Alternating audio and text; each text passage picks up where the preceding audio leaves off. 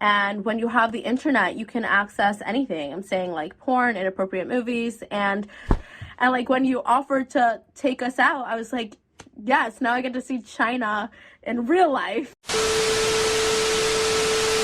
Hello everybody, welcome to my channel. This is Un Topo por el Mundo. It's the first time I'm going to do the whole chapter in English, but this is because I'm going to interview my friend Henchy. She's from Brooklyn, New York. She's an Orthodox Jew, and as everybody knows, the series of the moment is Unorthodox, the life of an Hasidic Jew from Brooklyn, New York, who decided to live this style of life. So I'm gonna ask Henchy what she thinks about the series and also what is her point of view of the life. So let's start right now with the interview. Henchy, welcome to Un Topo por el Mundo. Welcome to my channel. It is a pleasure for me to have you here. Thank you for having me. I'm honored. I've never done anything like this, so if I make mistakes, forgive me. So, Henchy, tell me a little bit about your life. Okay, so, my name is Henchy, for all those that are watching, and I grew up in Brooklyn, New York, and I am an Orthodox Jew.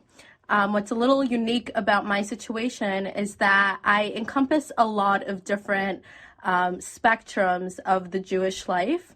My parents both grew up in the Hasidic community. My father is from Williamsburg.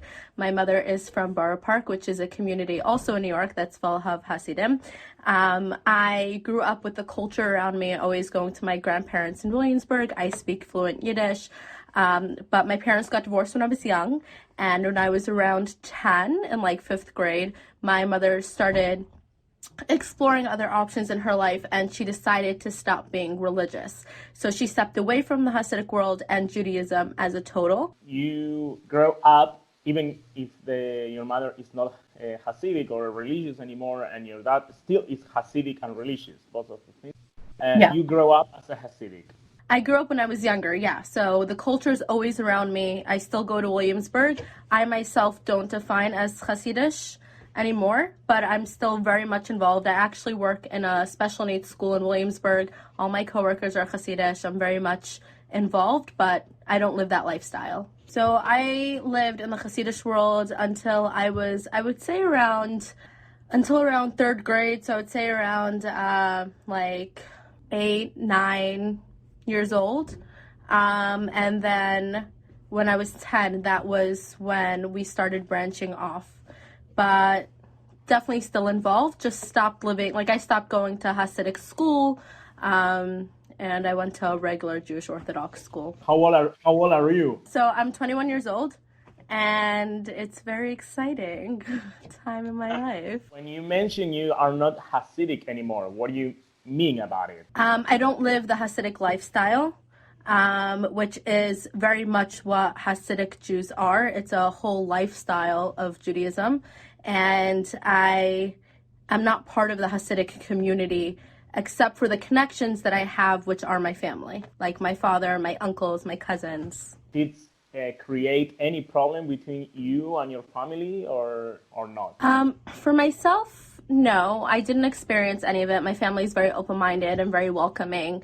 We all see the differences, but I've continued going to family celebrations, and it's never been a personal issue. And me speaking Yiddish definitely helps me being involved and connected with my family members. Have you watched the series Unorthodox? That is the series of the moment? Yeah, so actually I wasn't even going to watch it until you contacted me about doing this.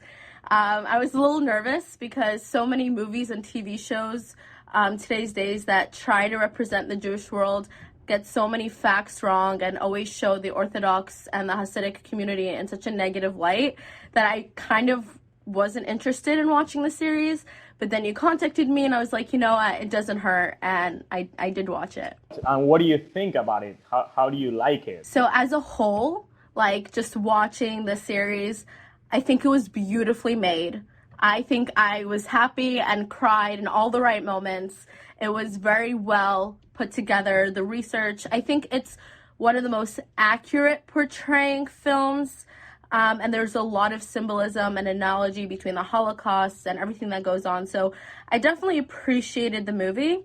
I guess my only fear is that it is going through a journey of a girl's life who decided to leave the Hasidic community, and the Hasidic community has some cons that were showed in the TV show. And because the Hasidic community is so insulated and by themselves, so you don't know much about it, I was scared that the world was going to watch this series and now think that the entire Hasidic Orthodox community is like this cult, and that like this is what they are and this is what they do. So that was my only fear. But on an overall, I think it was a beautiful movie. When you watch the series, you can be identified by yourself in some point, or you think, like, for example, the main character there is Esti, and maybe you can feel some things she also feels on the movie, and you feel by yourself.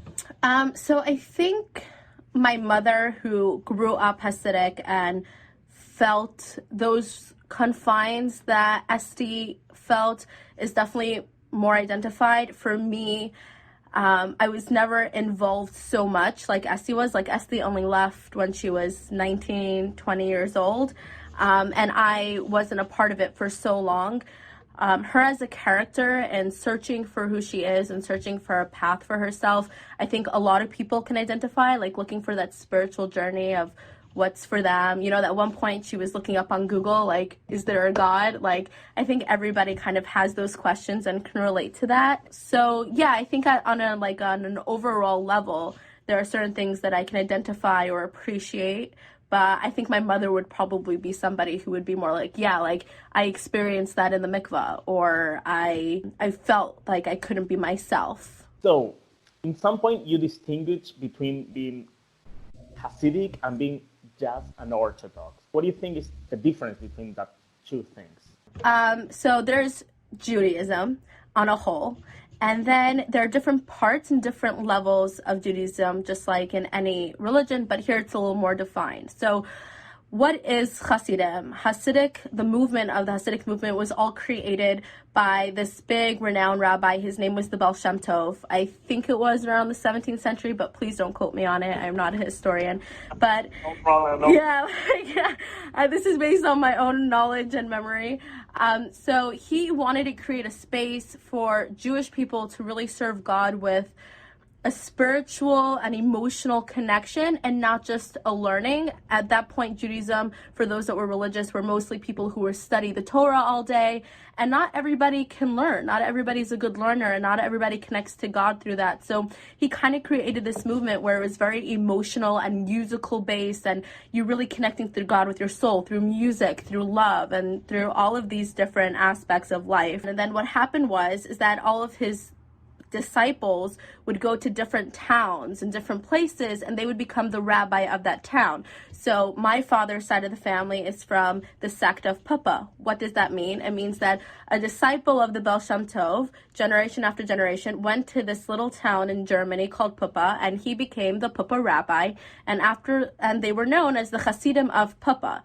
You know, Satmar, the same thing. Babiv, that's how you get all these different names for all the different sects of the Hasidic communities. What they all have in common is the idea that they each follow an individual rabbi, and that's what makes them Papa or Satmar. But for the most part, they all have a lot of similar customs and everything in common. Now, outside of the Hasidic world, there's just Orthodox. What is Orthodox? Jews who believe in the Torah, believe in the rules, believe in the laws that were given, and they live their life according to, but they don't necessarily live the same lifestyle or follow the same rabbi that the Hasidic people would do. So we're the same equal in terms of religiosity, but our lifestyles are just different.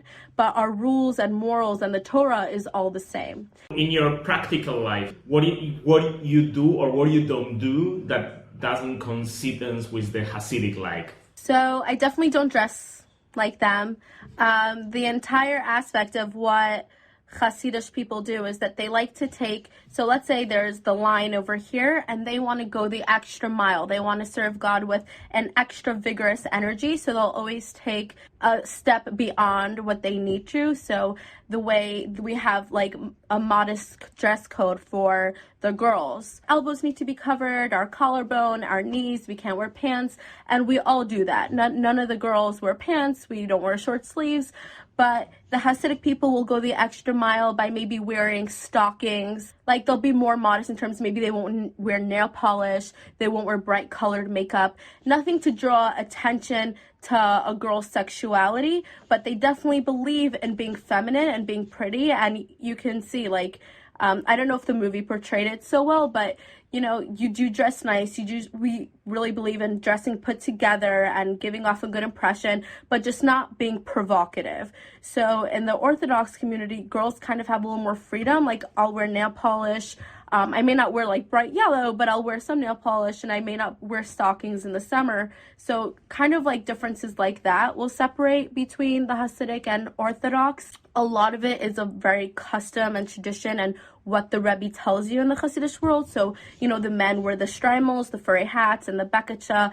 It's really just a lifestyle difference. It's not a religious difference. Nobody is more religious than the other. It's really just how you dress and how you live your life that's different. About your dressing, when you dress as a not Hasidic but still Orthodox, and you go to visit to some of your relatives that they are still Hasidic, they can tell you something, or they have ever said anything about your dress? So I definitely try to be respectful in the place that I'm at, wherever I am. So I'm not going to show up in Williamsburg wearing like a outfit that really will set me apart, where everybody will be like, whoa, look what she's wearing.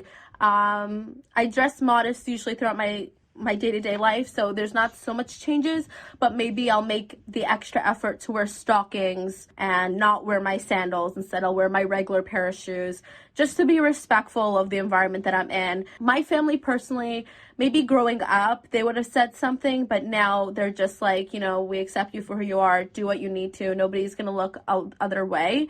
Actually, where you live, in what city? So currently I'm living in Brooklyn, but because of this whole corona epidemic, I'm living at my mother's house with my two Hasidic Orthodox grandparents in my mother's house, who's not religious, but we have a kosher kitchen, so it's beautiful. We're in Rockland County, so it's in New York, but it's not near the city. How is your relationship with your mother that is not religious or not Orthodox? Like what she does and what she doesn't do? Like she doesn't keep Shabbat, she doesn't keep kosher, or? So she's not religious in terms of everything. She doesn't keep kosher, she doesn't keep Shabbat. She likes the traditional foods that she grew up eating. So like she'll make gefilte fish if she's in the mood. She'll love a nice bowl of chalent, but she doesn't keep any of the things in the Torah. She doesn't necessarily believe in Judaism as a religion. And growing up, definitely like before I was in high school, it was hard because like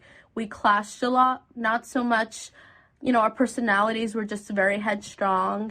And there were definitely some like religious things that got in the way, but she was always very supportive of me being religious, and she actually would go to the extra mile. She's the one that got me into this Jewish boarding school because I wanted to be religious, and it was hard being at home where I keep kosher and they weren't. So she did all the application. She helped pay for my high school. So always very supportive, but definitely sometimes there would have been clashes.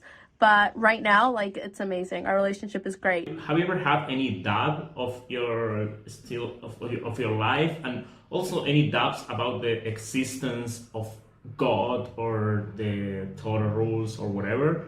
So I think I've definitely been blessed with my strong belief. I mean, I was 10 years old when I decided to stay religious because of my belief in God. Growing up, my parents got divorced. It was kind of tough. And the one person that was really there for me was, in my opinion, was God. So I always believed in him. There was always a very strong connection. Did I have questions? For sure. I questioned everything. Like, why do I cover my elbows? Like, why do I do this? Why do I do that? But it never hindered my belief.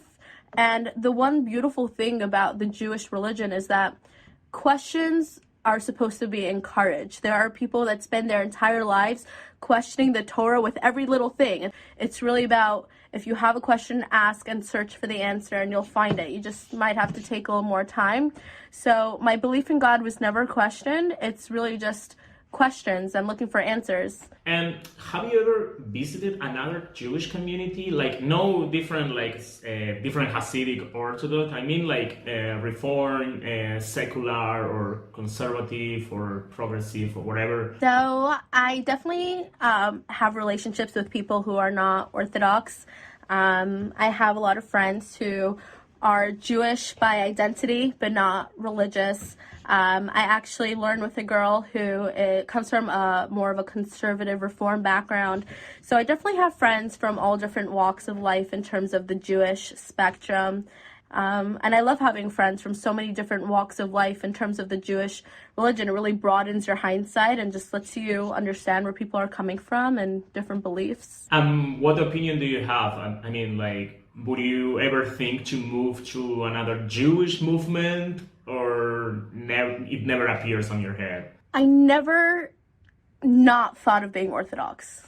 I've always wanted to be Orthodox. Did I think about moving to a different community that may be like more small and out of town and smaller Jewish communities?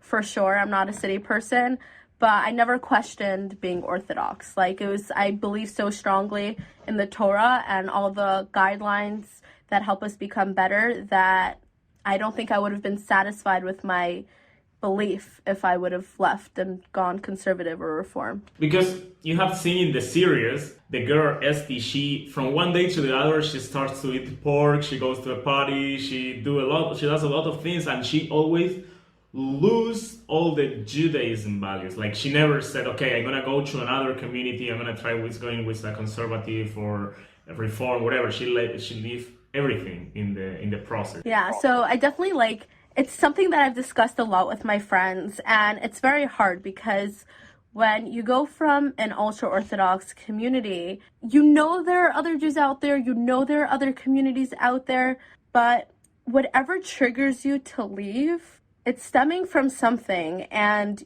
you're looking to run away from it. And a lot of people associate the trauma or whatever they go through with Judaism and not necessarily the lifestyle. So with Esti, instead of looking at what she's been through and, you know what, like, I can believe in God, I want to be Jewish, it's just the Hasidic lifestyle is just not for me. For her, there was no separation between lifestyle and God, I feel like. And when she left, it was because she wanted to find herself and find something that doesn't define of the trauma that she's been through.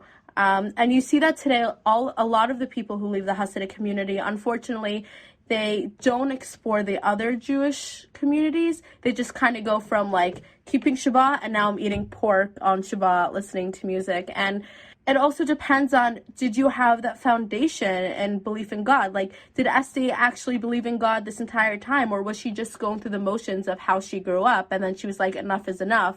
So I'm sure there are definitely people who grow up and just go with the flow. And this is how I'm raised, so this is why I do things, without actually questioning, like, why? If somebody is brought up with questioning, why do I believe in God? Like, why do I do this? And get their answers, then I feel like they would have more of a foundation to look beyond the lifestyle without leaving their faith.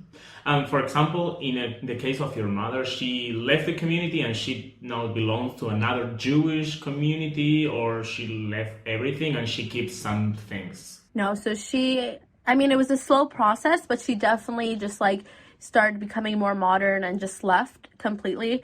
My mother has been through a lot in her life as well, and I definitely think that influenced the decisions, as well as there's a whole community of people who left. So they don't necessarily feel left out because, oh, I want to speak Yiddish today, let me call on my other friend Dina, who also left, and speak Yiddish to her. So they kind of have their own little groups, but my mother found a place where she's happy and is content, and she's happy with her choice. And she goes, for example, for the holidays, she goes to some synagogue, or she doesn't go to any? No, she doesn't identify herself as someone who is religious or does any of the ceremonies. And your grandparents are alive. your mother's parents? Yeah, my mother's parents are both alive. They're actually downstairs. They're both Hasidic, yes. My mother's side, they're Hasidic, but they're a little more lenient. Like, they'll watch TV, they have like smartphones and iPads, but they still consider themselves part of the community and part of the lifestyle. Something in the series that a lot of people notice about it is the not using of the technology by the Satmars. But do you think it's something usual right now, or a lot of Hasidic people is using technology every day? Well, it's really such a big question. It's definitely been a huge topic in the Hasidic community as well.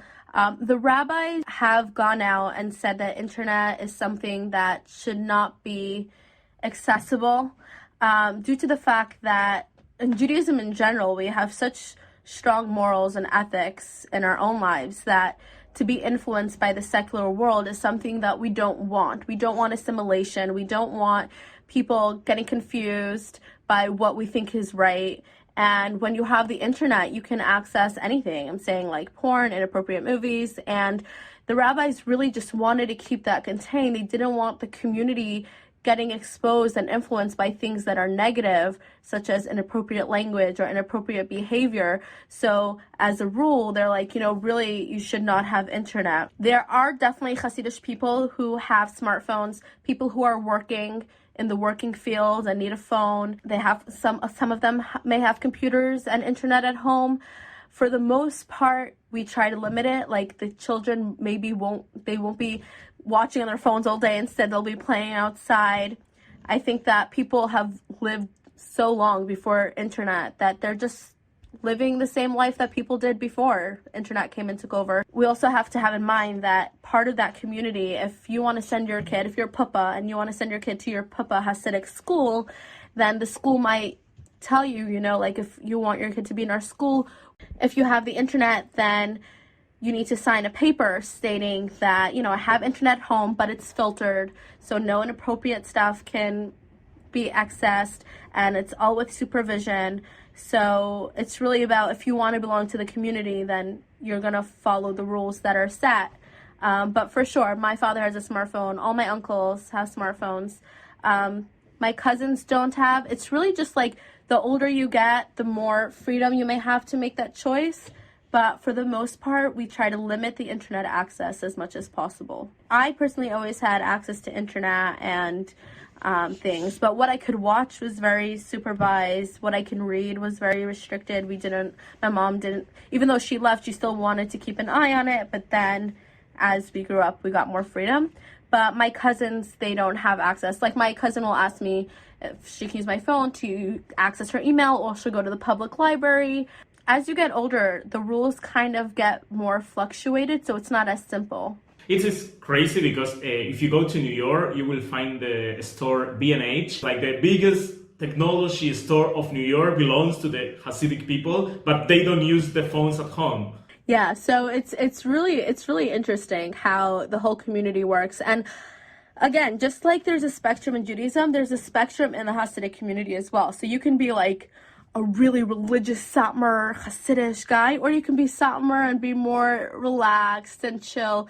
I will just put on context to the audience, like you came to Beijing, the celebration of Pesach, the Passover end, and a friend of mine came to pick me up to the synagogue, and we were going out, and I offered to you and another religious Orthodox girl to come with us to the disco, and you said yes. What really surprised me, I don't know if we can say that, anyway we can edit it. It was very, I'll tell you what, like for me, it's not like my parents would have anything negative to say about going out and seeing the nightlife in China, but it was definitely uncomfortable for me.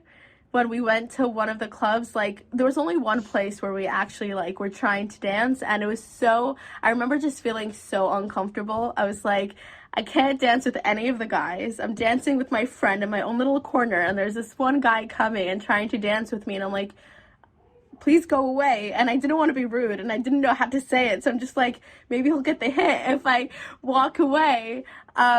So it's not something that I even personally enjoy. I don't think it's like a religious thing. I'm just not a club person, but it was definitely interesting to experience what people do. and I'm just not part of it. I'm just like, okay, I can do that. Then we went to the Latin disco from Beijing, Salsa Caribe, and that was a really unique and crazy experience also for me. And I don't know if it was the first time for you going out to some disco or not, or you don't want to say. You asked us to go out, and in my head I'm like, you know what, like, I hate organized tour groups. I hate it. I like going off on my own. I like seeing the place. I like exploring the little like nooks and crannies. And like when you offered to take us out, I was like, yes, now I get to see China in real life, you know, not just like, oh, here's a temple and the touristy stuff. So I didn't even really like think much into disco. Like when you said like going, I was like, mine was like, oh, okay, we get to go out and see it. So then we walk in and I'm like, oh, like, okay, I'll go with the flow. I'll try to dance. And it's like, no, maybe not. But yeah, it was definitely a fun experience, and I definitely wouldn't give it up. But even when I do explore and try things that are different, I always make sure to stick by my morals and the guidelines that the Torah has given me. If I went to the disco, I made sure not to dance with the guys, and I dance with my friends. I'll never do something and try to overstep it because I believe in it so strongly, but it doesn't stop me from exploring the world the way I want to. Would I go to a club again? Probably not, but it doesn't stop me from exploring. What's the first time for you going to a club? Yeah, first of all, when we met, I was 18 turning 19 probably. So like it was my first time going to a club. So yeah, I was just like, okay, yay. Was the only one time, or you went to another again? Did I go again? And we went to Panama, and we went to a small island called Bocas del Toro. So me and my friends went to get like a drink, and then there was the dancing in the background. But besides for that, I don't think I've ever gone clubbing, quote and speak. And I really don't feel comfortable with it. Like I walk in and I'm just like, this is not my scene. So I said in my Instagram we were gonna have this interview. So they did some questions that I will ask you, and you are free to not answer whatever you don't want. And about the series, they ask if everything that is showed there is 100% real, and does it reflect the reality of the life over there? So the series itself is based off of the book Unorthodox by Deborah, right? And she does mention that the TV series is a lot of fiction based on true fact, and then there are certain components in it that are based on her real life experience. But for the most part, it is a story based on true facts, but are fiction. So like a girl becoming a singer, that never happened. What I will say is that this series put in a lot of effort to try to get a lot of things accurate. And they definitely got things more accurate than other movies and series that I've ever seen, except for Shtisel. Shtisel is pretty good. The logistics I would change. The Yiddish was a bit more formal. Yiddish has definitely toned down a lot, and he's become more like a Yiddish, I don't know, like a Yinglish, kind of like a Yiddish English. But depending on where you live, so like if you live in Belgium, then your Yiddish is gonna be more like German Yiddish, or more like it's really influenced by the place that you live. Another thing is that if you're part of the Satmar community, if you notice that when Esther got married, she wore this headpiece, which is called a spitzel. Most of the time, if you're part of the Satmar community and if you get married in a spitzel, then you don't wear a wig when you get married, you wear a spitzel. A spitzel is the turban hat that her mother-in-law was wearing, and she should have been wearing that as well. Satmar people, for the most part, don't wear a wig. And the Hasidim that do wear wigs, there are different levels. So one will wear a wig and a hat. And then there are some people who are more laid back and will wear just a wig. But in this scenario, she should have been wearing a spitzel. Another thing is when a girl is shaving her head after she gets married, there are no children around. That's something that's very private. And today, the Hasidic community is progressing, and there's a lot of things that are happening in the community that's changing. I think that a lot of what happened in the storyline can be true for people who left, and there are people who've definitely experienced that. But the community as a whole, not the Satmar community, Hasidic people as a whole, I don't think would do that. You know, like I think it's very specific cases, very specific scenarios, and I don't think it's a general overview of what Hasidic people do when people leave. We saw in the Satmar community they used to shave the head. Another communities like Chabad, they don't do it. I wonder what happened in the communities you belong, like Bobo or Pupa. They used to shave also the head. Shaving the head is something that's been passed down. In Europe, when they were during the pogroms, there would be tsars and people come in and try to rape the Jewish women. So as a stance against that, people would shave their hair so they wouldn't be pretty anymore, so people wouldn't rape them. And another aspect is just the idea of covering your hair when you get married. Like I said earlier, Hasidic people like to serve God with an extra step, something that's beyond. They don't want to just do the minimum. They want to do more than that. So they took the step of covering their hair a step further by shaving their head. And it's really something you only do if your mother does or if your husband specifically comes from a family who does it. But there are many Hasidic women who don't shave their hair. If the day of tomorrow you will get married and if you will wear a wig. Yeah. I'll wear a wig. I won't shave my hair. I like my hair. But I think like keeping my hair long, wearing a wig is super hard. So I'd probably maybe cut it shorter just to make it easier to wear. But I definitely would wear a wig. Yeah. But the wigs that you see in the TV series, there's so much more beautiful ones out there. Not all those wigs look like Estes, and today's days, nobody's wig will look like that. A lot of them have it styled with highlights and curls. Orthodox women take very much pride in their wig and will spend tons of money on it to make sure it looks beautiful. So my wig will not look like Estes' wig in the series. You always think to get married with, I won't ask you a Jew or non-Jew because I think it's going to be Jew, but also you expect your husband will be Orthodox Jew. Yeah, in terms of the whole dating and being Jewish is that there are so many different kinds of levels of how Orthodox or religious a boy is. And when you get married, you want to make sure that you're on the same page.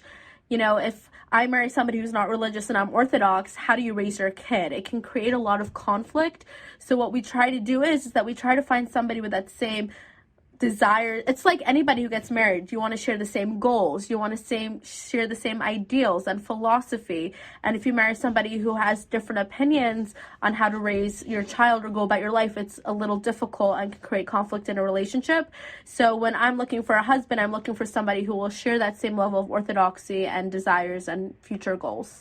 I have another question related with the people made, and somebody asked me if you think the series Unorthodox was respectful to the Judaism or to the Hasidic world. I think that the series was created for a purpose. Deborah wanted to share bits of her story and stories that people may have gone through, and she wanted to share that with the world because it's a journey that people have taken, and it was done in a very respectful manner, but it's definitely a story where people had a negative experience with the Hasidic community. So it's not a disrespectful movie, but it is a story of a girl who left the community for specific purposes. It was beautifully well made, and that ending where her husband Yankee comes and he's like, look, I'll cut off my payas for you, and she said, stop, don't. That was a very respectful move. I think that was so amazing of the directors to put that moment in there of she's showing respect to Yankee. Like, don't take off your religion for me. You have your beliefs and I'm just finding my own. And it doesn't mean that yours is wrong. But I do want people to understand when watching this series that what we've been talking about this entire time, there are so many different kinds of Hasidic people out there, and not everybody goes through a story where they want to leave. So many people are happy in the Hasidic lifestyle that they live and are so joyful and are so inspired by the lifestyle that they lead that they're not tempted by the secular world. So I think that part I want to share. Like, that was the whole goal, I think, of me doing this interview, of just letting people know that there are Hasidic people out there that are happy, who are not getting abused, who are so family oriented, and they just really love their life and their faith and their lifestyle, And unfortunately, just like any other community or religions, there will always be negative stories where maybe a priest has raped a boy, or, being Jewish doesn't mean we're good people. It just means we're people who are trying to live by the book that we believe in. My teacher actually said growing up, never judge the Torah by the people keeping it, because people are imperfect. But for us, the Torah is perfect, and we're human and we make mistakes, and we're not guaranteed good people. You'll meet a Hasidic person who might be mean, and you'll meet a Hasidic person who might be nice. It doesn't make us better people, it just makes us the people who decide to live by their faith. You said the moment he cut the pages, and for me it was the hardest moment of the movie, of the series, the most emotional, and I think in that moment Esti should came back with him. That was I wanted, but I don't know if you had the same sensation, if you want that, or you just believe another thing. There was definitely a part of me that was like, Yankee's willing to change for you and go with him. You're gonna have a baby, like try to keep your family together. But then I took a step back and I realized that, she has so much soul searching to do, and Yankee, he was ready to ditch everything that he had in his life just to fix his relationship with her. And I think that eventually he would resent giving up what he believed in for her. And I think she may resent him for coming along. Like, I think that they just needed that time to become their own person, to Yankee to see what he wants to do with his life. Nobody who has true faith would be able to say, you know what, let me change for you. And that's not healthy. Nobody should have to change that part of themselves for a relationship. So I'm glad that they took their part. I think the hardest part for me was that she had a relationship with someone who's not Jewish, especially because there's so much analysms and parallels to the Holocaust and everything that happened. And her dating a non-Jew is the assimilation of what so many Jews are suffering from today, is assimilation. So many Jews are marrying out of their faith, and we may not be in a Holocaust losing 6 million people, but there's so many people who, their family lines are getting cut off. And what do you think, in some point in that argument of not mixing Jewish people with non-Jewish people, some people believe that it is a kind of Nazi concept? We have a very specific way we live our life. We have very specific things that we believe in and the way we act. People are not being or trying to be rude by saying, I don't want to mix with you because you're not my same type. It's just they're so content. Well, let me break this up. The Hasidic community itself is very insulated, and I think the TV series made a very good point. The Hasidic community that exists today is recovering still from the trauma of what happened to them from the Holocaust. And the lesson they learned is that you can't trust society around you. Germany was considered the most polite and respectful society, and this whole country turned on them and really traumatized them to a point where after the Holocaust, the few Jews that survived, they didn't know who to trust except for each other. So they created a community where they can rely on each other. We have our own shops, we have our own food. Not just because we don't want to go to non-kosher foods, but we keep kosher. So that's not going to help us. So we need to create our own. So they really created a community where they can rely on themselves and depend on each other. Now, to intermix with a community that doesn't share your same values, that can be a threat to them. As well as the fact Judaism as a whole, I went to a non-Jewish college. I know a lot of people who aren't Jewish and we've been friendly, but to become best friends with somebody that doesn't I don't curse. I don't like cursing. I don't like that environment. The entire secular word curses. I don't want to be around. I'm not going to be I'm going to hide in my room and not talk to people ever again because you curse. But I don't want to take away that sensitivity of getting used to it and then using that language. So it's not a matter of being rude. It's just if you go to a Hispanic community or Chinatown in New York City, are the Chinese people being rude for keeping their language and sticking to their community and the things that they like? Then let's get rid of Chinatown. Let's get rid of any Hispanic community or Black community. People tend to stick with the people that share the same values, and we go out and we work in society. The Hasidic community, like you said, they own B&H. We do what we need to do. We go into society, we're respectful, and we try to do things the way society works because we need to do that to survive. But when it comes to our own personal life, we like sticking to people that have the same morals and values as us. And also, secular society was not very welcoming. In the 50s, there were signs that said Gentiles only, no Jews allowed. Signs that said no blacks, no Jews, no dogs.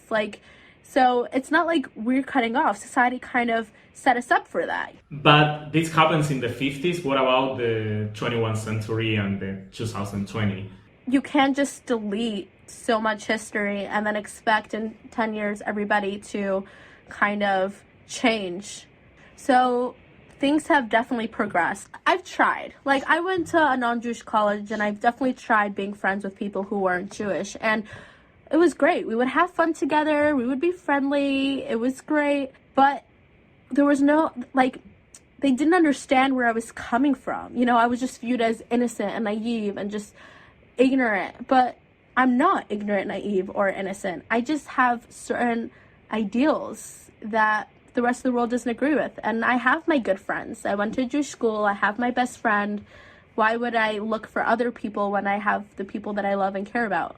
I have a new question. As it happened in the series, the family of Henchy knows everything that is happening in the intimacy. They asked me if it is common into the Hasidic world.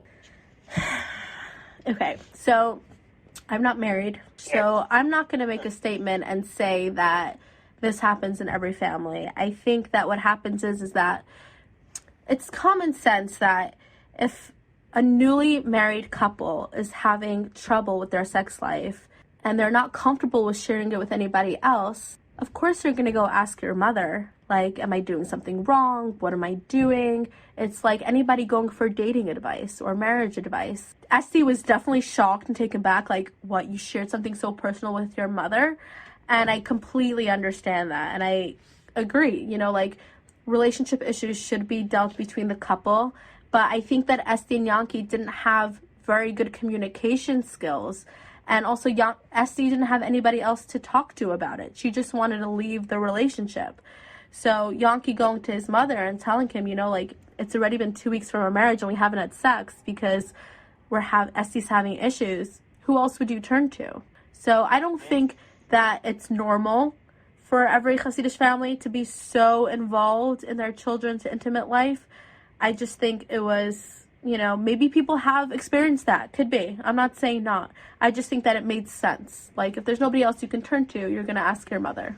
People ask me also in the Instagram questions, if the Hasidic people only have sex to procreate or also people have sex to have any pleasure. So let's talk about sex. So the Jewish view on sex. So basically, the Jewish view on life is that the world was created for each of us to enjoy. Take pleasures into the world. We're not like certain religions that say don't drink, don't do certain things. To enjoy the world, just use it in a spiritual way. So I can enjoy an amazing steak with mashed potatoes, but I'll say a blessing beforehand, uplifting something that's so physical that I'm going to enjoy it into a spiritual aspect. So I can enjoy the physicality while bringing it up to a spiritual movement. In retrospect, in terms of sex is important in any relationship. Relationships are meant to have a physical component to it, and it's not just to have babies. And there's a separate mitzvah, which is a good act for men to have children. The obligation is not on the women, it's really just on the men. So we don't need to have children if we don't want to, but the guys do. Even when a couple gets to a point where they can't have children anymore, they should be having sex, because if you want a healthy, stable relationship, you both need to find pleasure in each other. And the Jewish ideal of what sex is, it's not sinful, it's not bad, it's not something that should be hidden away. It's something that's beautiful and intimate, and it's something that's so special. And that's why women and men don't really touch each other up until they get married, because we understand how special that connection is. So nobody should walk away from this video saying that Hasidic people think that sex is something that they only do to have children, or they think it's really bad, so they just quickly do it under the covers and get it over with.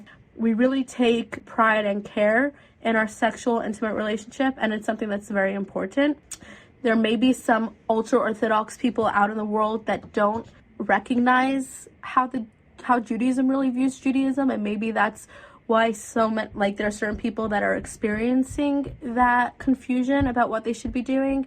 But what the Torah represents and what Judaism represents, sex is something that's very special and should be taken with a lot of thought. I have another question related with sex that we are talking about it. Some person asked me, what about the homosexuals relationship and how does the community manage it? I don't want to say the wrong thing. I really don't want to step on anybody's toes. So I'm going to try my best to answer the question where nobody feels bad about themselves or bad about religion. And if I say something wrong, please forgive me, because I'm not gay and I was never put in that position, and I can't imagine how hard it is. I can only speak from my experience as a religious Jew and what the outlook is, and so please have an open mind. Judaism as a whole does not condone sexual behavior between two of the same genders. And I'm going to repeat that. It's the sexual activity that's the issue. I think that there's an understanding that God created people who love the same gender and they can't help who they love. And they're put in such hard positions. If you're brought up in a religious Jewish home and you are gay, I can't imagine. Like, it's the most hardest thing that anybody can ever ask of somebody. And it's hard because if you want to be religious and you want to be an Orthodox Jew, you have to fight the temptation of loving another man or a woman loving another woman. And you have to try to move on with your life without having that love that you desire. That being said, the Torah also values somebody who has given up their love and their temptations for the Torah. They're viewed as holier than a rabbi. You can choose the holiest rabbi in the community and you're holier than that, because we understand how hard it is to overcome desires and temptations and internal love. If you are openly gay in an Orthodox community, it is hard. And I'm not gonna lie, you may not be accepted and you're gonna face a lot of hardships because people are uncomfortable with it and don't know how to respond to it and don't know how to handle it, and it goes against something so ingrained of what they believe in. And as well as if somebody wants to be openly gay and date, they may not want to be Orthodox because they know if they're Orthodox, they're not going to be able to act on their feelings. So there's not that many people who are Orthodox open gay, because you're either choosing to be Orthodox or you're choosing to act on your feelings. So there's not that many issues. There are a lot of gay Jews in the world, and there are organizations, religious organizations, to help you find a place in the community and figure out where you can let your faith still play a part in your life. And I actually had a friend growing up. He was actually a next door neighbor when I was in Maryland, and he was gay, but he was modern Orthodox and Jewish by identity. So he loved his Judaism, he believed in God, but he didn't practice what the Torah said, and he just, you know, he's open, he's gay, and he lives his life. The Torah says don't judge, and many people, unfortunately, judge, and we're human, but it's not my place to judge someone on what position they have in life and what their relationship is with other people. I'm not God. It's not my place. If somebody came to me and said, you know, I'm gay and I'm Jewish and I want to be your friend, I'll happily say, okay, great. Like, what you do is between you, God, and the person you're with if you believe in God. So that's my stance on it. Talking about marriage and the things, in the day of tomorrow you want to get married, what are you going to do? Are you going to find a person by yourself, or are you going to wait for your father gets some shida? I'm going to walk down the aisle and whoever shows up, I'm joking. So a lot of people have this idea that Orthodox Jews have arranged marriages, and in their heads, the woman shows up, the man shows up, and bam, they're married. That's not how it works. And there's many different ways depending on how Orthodox and where you lie. So let's start with the Hasidic community first. The way a girl or boy grows up in the Hasidic community, they're so close-knit and they're so family-oriented, and their parents and them have amazing relationships. Again, this is talking for a typical healthy family with healthy family dynamics, with healthy beliefs. We're not talking about somebody who may be divorced or going through a hard time or doesn't know where they're at. For the general healthy Hasidic family, the children and the parents have such a great relationship and are so open with each other that the parent really does know exactly what is good for their child. And their child trusts their parents to make the right decision for them. So how does it work? When the child comes of age, the parents will start listening to people's suggestion. Maybe that next door neighbor heard that his son's granddaughter's son, may be a great person for your daughter. And what they'll do is they'll take this information and they'll research them. They'll be like, what kind of boy is he? Is he a good person? Is he a kind person? They'll call his friends. They'll call his, his family members. Like, what kind of person is your brother? Like, is he a good person? Like, what does that mean? What does he do for a living? They'll find out all of these things. Does his family share the same values as our family? As my daughter? Is my daughter going to share the same values as him? So you do all this research beforehand. So if you want to know how old he is, you'll already know. You're not finding that out on a first date. Let's say if you went on a first date, these are all questions you would ask that person. But this is all research done beforehand. So what happens is that when they do their first date, which is called a basho, where the girl or the guy will come to a family member's house, the parents will go away, and it's kind of like a first date, but instead of going out to a restaurant, they're doing it inside their living room in the comfort, so it's more comfortable, and they're more at ease, and the couple will now talk. And they really just need to see if they're attracted to one another and if they can get along and if there's chemistry and if there's conversation flow, because all the other information has already been known. And then you'll do that once or twice, and then they will decide if they want to get married. So it's not forced, and it's not something that is like you need to marry him or not. They do have a choice, and they do have the option to say yes or no. And if it's no, then they'll go on to the next suggestion. And then in the Orthodox community, they incorporate that same idea of a matchmaker, where, let's say for me, I write out like a little resume of a little bit about myself, how tall I am, what's my job, what do I do, what am I looking for, what are qualities I'm looking for, kind of like a dating website profile, but on a piece of paper. Yeah, and then I'll send them out to some matchmakers, and I'll call, and the matchmaker and me will have a conversation about what I'm looking for, and they'll see if they know anybody that's worth it for me to set me up with. And then if I agree to the match and he agrees to the match, then we'll go out on a proper date to see if we like each other. And we might be dating. So some people, like my friend, dated for 6 months, and then I have a friend who dated for a week. It's really just when the couple feels ready to take that plunge to get married. There's still a level of research that goes in on it, so we don't feel the need to date so long. Also, because a man and woman can't touch in Judaism, we don't want to date for long, because if you're dating for a long time and you can't touch the other person, like, have fun with that. It's not for me. And some people ask me also about the Zionist and the Israel state through the Hasidic community. I know this is the hardest question. I will put in context to the people to understand the question, because into the Hasidic community is a movement called Naturei Karta that believe that Israel state shouldn't exist till the arriving. Let me stop you right there. They are a cult. They are not Judaism. Like the Nakarta, everybody, even the ultra-Orthodox Samar people, understand that they are a cult. They should not be associated with what real Judaism is all about. Nobody agrees with their methods. Nobody likes them. Nobody wants to be them. Like, my mother has a very close friend, actually, who used to be a part of it, and she escaped. But yeah, no. Nobody, that's out. Like, I give you permission to think that they are not doing what they're supposed to. Unfortunately, they've taken the Torah and they've taken it to such an extreme, to a point where it's not even Judaism anymore, and most Orthodox people will agree that they are not doing the right things, and nobody supports that. What I do know is that Satmar on its own have a belief system where it all ties down to what happens when the Messiah and the Mashiach comes.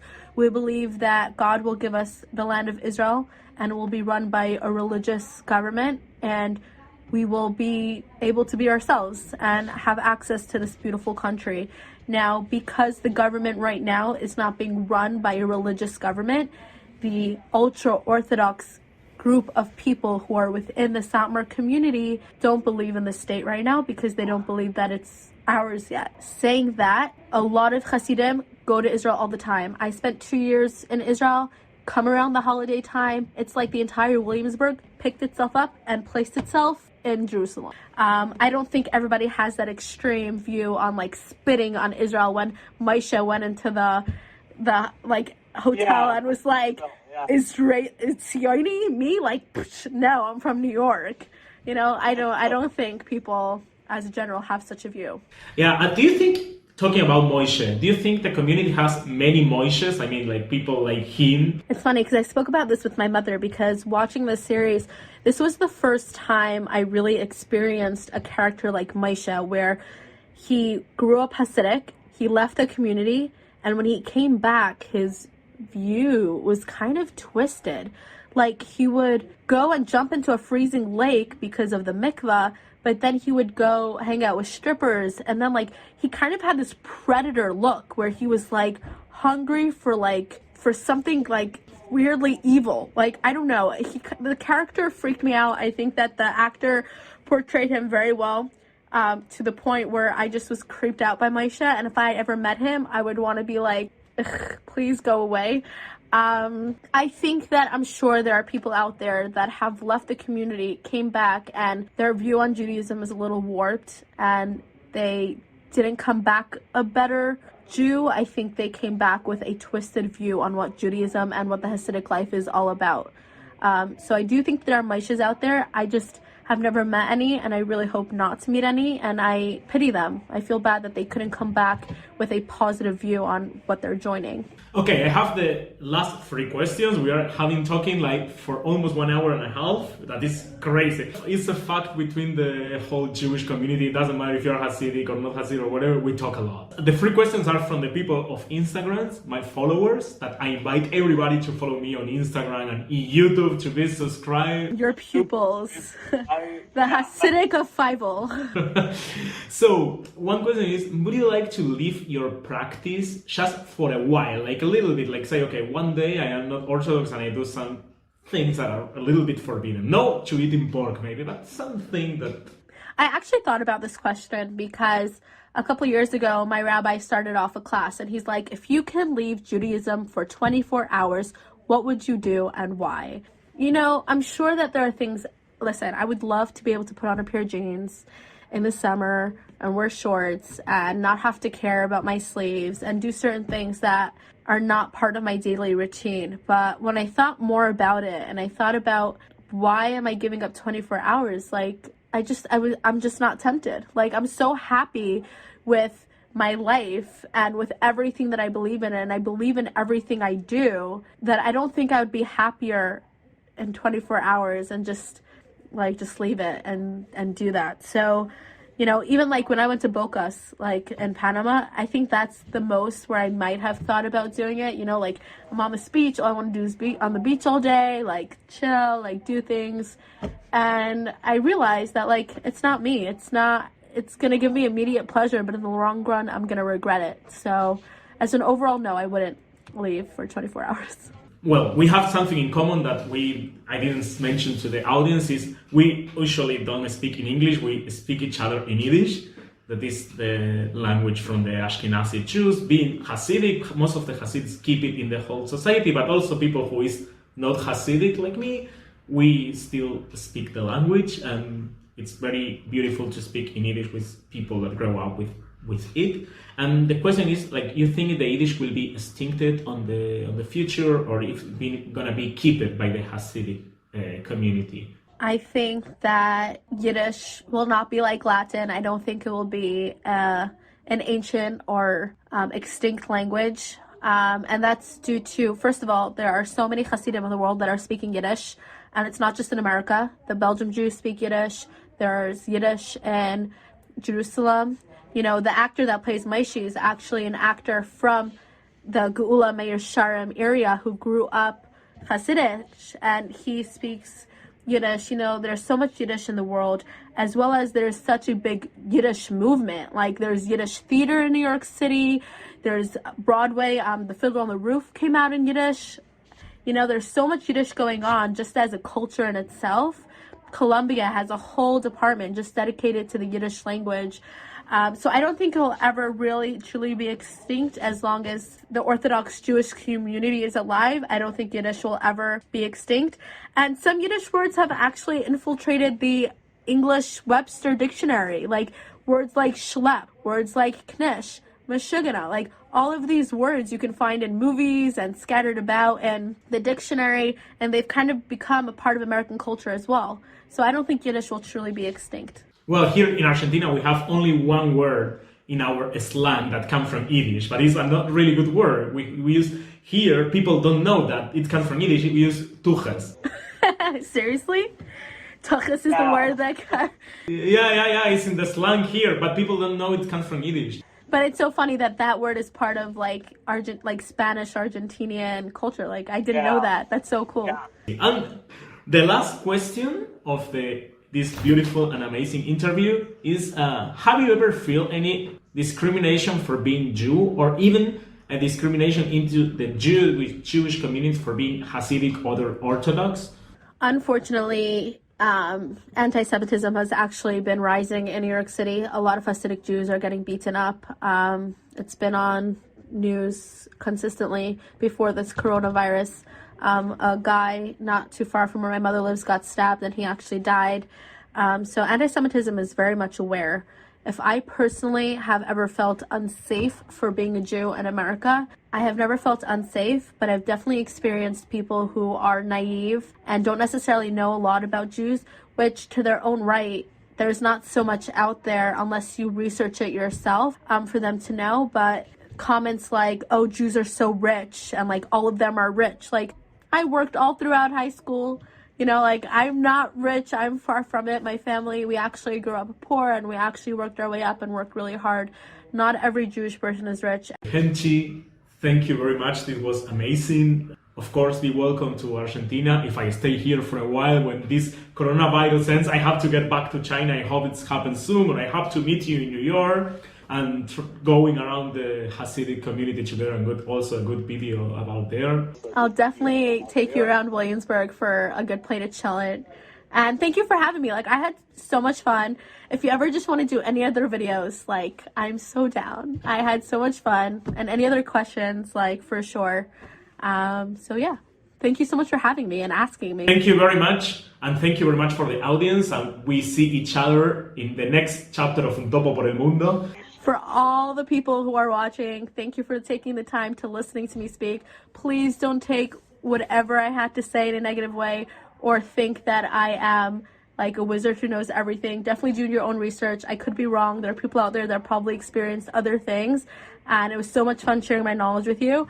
And yeah, in Yiddish you say a guten Tag. So, shkoyach, and thank you. A guten Tag, shkoyach, a schönen Dank. Wir reden euch Jiddisch die kommenden Zeiten. Es gewinnt sie lang. Ganz schön Jiddisch. Sei mir gesungen, einen schönen Dank für alle Menschen.